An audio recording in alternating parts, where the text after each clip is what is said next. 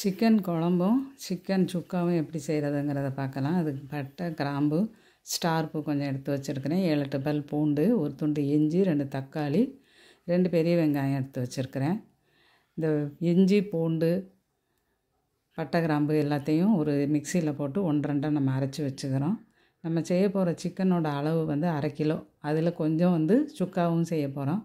இந்த 1/2 கிலோ சிக்கனையும் அதில் வெங்காயம், தக்காளி, இந்த 1-2 இடித்து வச்சுருக்கிற அந்த வெங்காயம் பூண்டு பேஸ்ட்டு அதையும் நம்ம அதில் சேர்த்துக்கிறோம். சேர்த்துக்கிட்டு ஒரு 4 ஸ்பூன் மல்லித்தூள் சேர்த்துக்கிறோம். கொஞ்சமாக உப்பு, மிளகாத்தூள் நம்ம இப்போ இதில் சேர்க்கலை. வேணுங்கிறவங்க போட்டுக்கலாம். ஏன்னா சுக்காவில் நம்ம திரும்பவும் மிளகாத்தூள் சேர்க்க போகிறோம். இந்த அரைச்சி வச்ச பேஸ்ட்டில் பாதியை தான் இப்போ இதில் சேர்த்துருக்குறோம். மீதியை சுக்காவில் நம்ம போட போகிறோம். இந்த அளவு தேவையான தண்ணியை ஊற்றி நல்லா குக்கரில் எத்தனை விசில் நீங்கள் வைப்பீங்களோ வழக்கமாக அது மாதிரி வச்சு எடுத்துக்கோங்க. எடுத்ததுக்கப்புறம் அதில் இருக்கிற சிக்கனை கொஞ்சம் நம்ம பிரித்து எடுத்துக்கலாம். இது மாதிரி கொஞ்சம் குழம்போட எலும்பு இல்லாத சிக்கனை எடுத்து வச்சுக்கிறோம். இது சுக்காவுக்கு. இப்போ குழம்பு எப்படி தாளிக்கிறது அப்படிங்கிறத பார்க்கலாம். ஒரு பாத்திரத்தை அடுப்பில் வச்சு தேவையான அளவு எண்ணெய் ஊற்றிட்டு 1 டீஸ்பூன் அளவுக்கு சோம்பு பொடி போட்டுக்கிறோம். இந்த கரம் மசாலா அப்படிலாம் நான் எதுவும் போடுறதில்ல. இந்த சோம்பு, பட்டை, கிராம்பு, ஏலக்காய் எல்லாமே இந்த கரம் மசாலாலையும் போட தான் செய்கிறாங்க. அதனால் இதுவே நல்ல வாசனையாக தான் இருக்கும். இப்போ இதில் வெங்காயம், பச்சை மிளகா, கருவேப்பிலை இதெல்லாம் போட்டு நல்லா ஓரளவு வதக்கிடும்.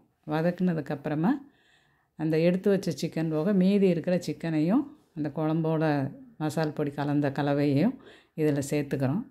சேர்த்து இதில் தேவையான அளவுக்கு தேங்காய் அரைச்சி விடும். ரொம்ப தேங்காய் வேண்டாம். ரொம்ப தேங்காய் விட்டிங்கனாக்கா அது சப்பாத்தி குருமாவாட்டம் ஆயிரும், ரொம்ப லைட் ஆயிரும். இந்த மாதிரி வச்சுக்கிட்டிங்க அப்படின்னு சொன்னாக்கா அது சாதத்தில் போட்டு சாப்பிட்றதுக்கு இது நல்லா டேஸ்ட்டாக இருக்கும். நல்லா கொதித்து வந்ததுக்கப்புறமா கொஞ்சம் மல்லித்தூளை தூவி இறக்கிட்டிங்க அப்படின்னு சொன்னாக்கா சிக்கன் குழம்பு ரெடி ஆயிரும். இனி அடுத்து சிக்கன் சுக்கா எப்படி செய்யலாங்கிறத பார்ப்போம். அதுக்கு ஒரு பாத்திரத்தை அடுப்பில் வச்சு தேவையான அளவு எண்ணெய், நான் ரொம்ப எண்ணெயும் ஊற்றலை, அளவாக தான் ஊற்றிருக்கிறேன். ஊற்றி சின்ன வெங்காயத்தை நல்ல பொடியாக கட் பண்ணி இதில் சேர்த்துக்கிறோம். கருவேப்பிலையும் சேர்த்துக்கிறோம். பச்சை மிளகா நான் போடலை, மிளகா பொடி தான் போட போகிறேன். இதை போட்டு நல்லா வதக்கி எடுத்துக்கிறோம். நல்லா வதக்குனதுக்கு அப்புறமா இதில் கொஞ்சம் மல்லித்தூள், மிளகாத்தூள், இந்த பட்டை, கிராம்பு, இஞ்சி, பூண்டு தட்டி வச்சது எல்லாத்தையும் போட்டு இன்னும் கொஞ்சம் கூட அதை வதக்குறோம். கொஞ்சம் ஓரளவு ப்ரௌன் கலர் வர அளவுக்கு நல்லா வதக்கிட்டு எண்ணெய் கூட வேணுங்கிறவங்க சேர்த்துக்கலாம். நான் அளவாக தான் எண்ணெய் ஊற்றிருக்கிறேன்.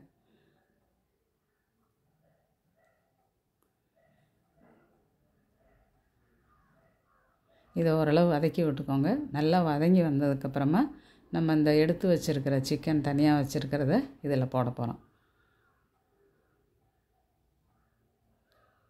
இது மாதிரி போட்டு இனி இதை ரொம்ப கிண்டக்கூடாது. லேசாக பரட்டி விடணும். ரொம்ப கிண்டுனிங்கன்னா எல்லாம் உடஞ்சி பீஸ் ஆயிரும். ஏன்னா நம்ம ஏற்கனவே வேக வச்சிட்டோம். வேலையை ஈஸியாக்கிறதுக்காக தான் இந்த மாதிரி பண்ணுறோம்.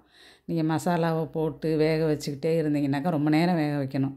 இது குக்கரில் வேக வச்சுட்டு இந்த மாதிரி பண்ணினீங்கன்னா வேலையும் ஈஸியாக முடிஞ்சிடும். சிக்கன் நல்லா வெந்து சாஃப்டாகவும் இருக்கும். இப்போ இதில் இந்த தண்ணி நல்லா வற்றிருச்சு. இதில் மல்லித்தழையை தூவிட்டு கடைசியாக முடிக்க போகும்போது கொஞ்சமாக பச்சை கருவேப்பிலையை போட்டு இதை நீங்கள் மூடி வச்சிட்டிங்க அப்படின்னு சொன்னாக்கா இந்த வாசனை ரொம்பவே நல்லாயிருக்கும். இந்த சிக்கன் குழம்பு கூடயும் சாப்பிட்லாம். தயிர் சாதம், சாம்பார், இல்லாட்டி பருப்பு ரசம் இந்த மாதிரி எது கூட சாப்பிட்டாலும் இந்த சிக்கன் சுக்கா நல்லா தான் இருக்கும். இப்போ இந்த சிக்கன் சுக்கா சிக்கன் குழம்போடு சேர்த்து சாப்பிட்றதுக்கு ஒரு துவையல் ஒன்று அரைச்சி காட்டுறேன். அதுக்கு கருவேப்பிலை தான் மெயின் இன்க்ரீடியண்ட்டாக நான் சேர்த்துருக்கிறேன். கருவேப்பிலையை மேக்ஸிமம் சேர்த்துக்கோங்க. ஏன்னா முடி கொட்டுறது இதெல்லாம் குறையணுன்னாக்கா கருவேப்பிலை நிறைய சேர்த்துக்கலாம். இப்போ தேங்காய், கருவேப்பிலை ஒரு கைப்பிடி, கொஞ்சம் புளி, கொஞ்சம் வெங்காயம், ஒரு பச்சை மிளகாய், இது கூட உப்பும் சேர்த்துக்க போகிறோம். முதல்ல வெங்காயம் தவிர மீதி எல்லாத்தையும் நல்லா அரைச்சி எடுத்துக்கிறோம். எடுத்ததுக்கப்புறம் இந்த வெங்காயத்தையும் சேர்த்து அரைச்சி எடுத்துட்டோன்னா துவையல் ரெடி ஆயிரும். இப்போ சிக்கன் குழம்பு, சிக்கன் சுக்கா, ரசம், துவையல் எல்லாம் ரெடி ஆயிடுச்சு.